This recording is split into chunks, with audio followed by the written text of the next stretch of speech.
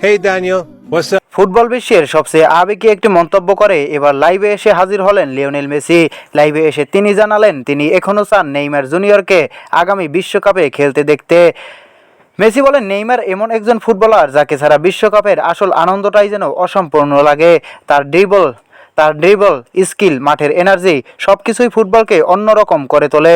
তিনি আরও বলেন, বিশ্বকাপ শুধু ট্রফির লড়াই না, এটা দর্শকদের জন্যও একটা বড় উৎসব।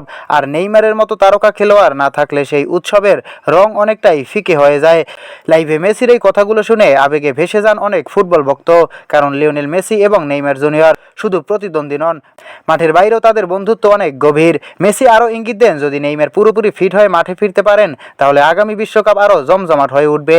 এদিকে সামাজিক যোগাযোগ মাধ্যমে মেসির এই বক্তব্য মুহূর্তেই ভাইরাল হয়ে গেছে। অনেকে বলছেন, সত্যি নেইমারকে ছাড়া বিশ্বকাপের উত্তেজনা কিছুটা কমে যায়। প্রিয় দর্শক, আপনার কি মনে হয় আগামী বিশ্বকাপে নেইমারকে কি আবার আগের রূপে দেখা যাবে? কমেন্ট করে জানিয়ে দিন আমাদের কমেন্ট বক্সে। আর ভিডিওটি ভালো লাগলে অবশ্যই লাইক, শেয়ার এবং সাবস্ক্রাইব করুন।